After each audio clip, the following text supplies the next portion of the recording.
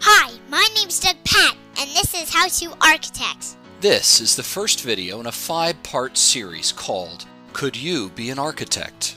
I get a lot of viewer email from people wondering if they're cut out for the profession of architecture.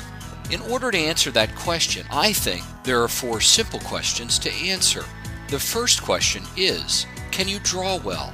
Architects can do many kinds of hand drawing, from sketching to drafting to presentations. But first, a little history lesson.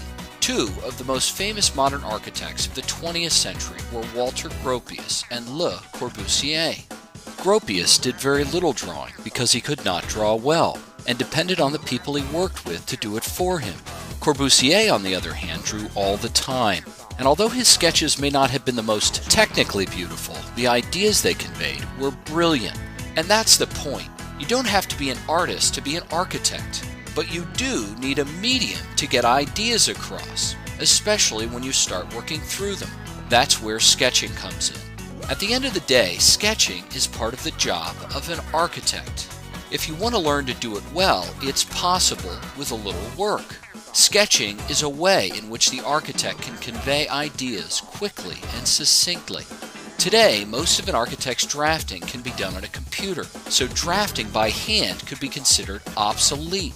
Although I know architects that still prepare their construction documents this way.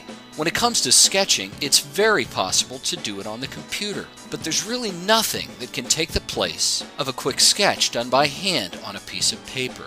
If you can't draw, but you'd like to draw well, your lack of ability shouldn't be the only thing stopping you from becoming an architect. Take a drawing course. Start sketching everything you see. Learn to draft. Look at other architects' work. And finally, study the masters for clues about how drawing is done well.